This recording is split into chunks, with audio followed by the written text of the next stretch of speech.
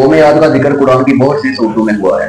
कौम आद हज़रत नूह अलैहिस्सलाम की औलाद में से कौम थी जो कि बहुत ही ताकतवर कौम थी और ये अरब के इलाके अहकाफ में रहते थे। इनके जिस्म बहुत ही मजबूत और लंबे थे। कुरान में आता है कि ये लोग पहाड़ों को तराश कर उनमें अपने घर बनाते थे और ये लोग जमीन में अकड़ कर चढ़ते थे। इनमें बहुत गुरूर था कि हम तो बहुत शान वाले हैं, हमारे पास बहुत इल्म है। लेकिन इनके पास सब कुछ होने के बावजूद ये अल्लाह को भूल गए और बुतों की इबादत शुरू कर दी। अल्लाह ने इस कौम की तरफ हजरत हूद अलैहिस्सलाम को रसूल बनाकर भेजा।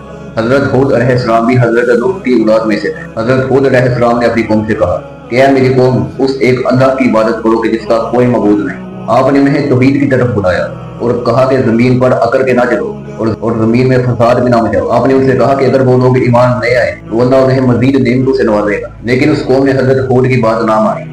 आखिर में अल्लाह ने इन पर सख्त तरीन अज़ाब नाज़िल किया। कुरान में आता है कि अल्लाह ने इन पर बहुत ही सख्त और शदीद आंधी भेजी जो मुसलसल कई दिन और रातों तक चलती रही। ये हवा इतनी खतरनाक थी कि ये हर चीज को उखाड़ कर फेंक देती। आखिरकार वो पूरी की पूरी कौम ही तबाह बर्बाद हो गई।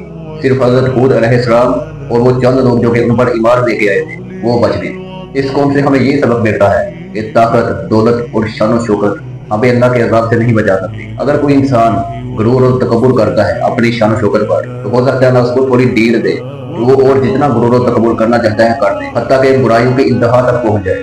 तो फिर अल्लाह उसको अचानक पकड़ेगा और उसकी जड़ काट कर रख देगा, जैसे कि कौम आद के साथ हुआ। अल्लाह ने उनको अचानक पकड़ा और जड़ काट कर रख दी।